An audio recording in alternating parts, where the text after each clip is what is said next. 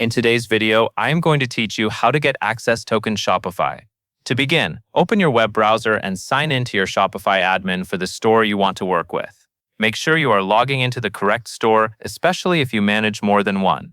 Once you are inside the admin dashboard, take a moment to confirm you have the right permissions.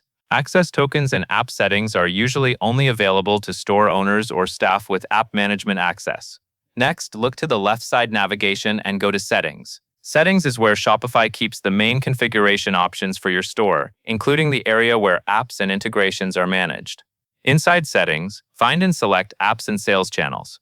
This section is important because it shows what is installed and also gives you access to the tools needed to create and manage custom apps.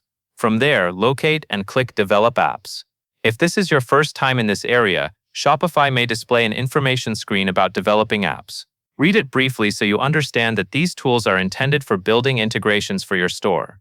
If Shopify prompts you to allow custom app development, follow the on-screen prompts to proceed, since you will not be able to access developer app options otherwise. After you are in the Develop Apps area, you will be working within the app details for what you need.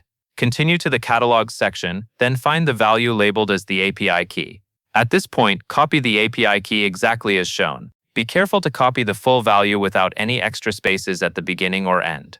Also, treat this information as sensitive. Store it in a secure place, and do not paste it into documents, chats, or screenshots that might be shared publicly.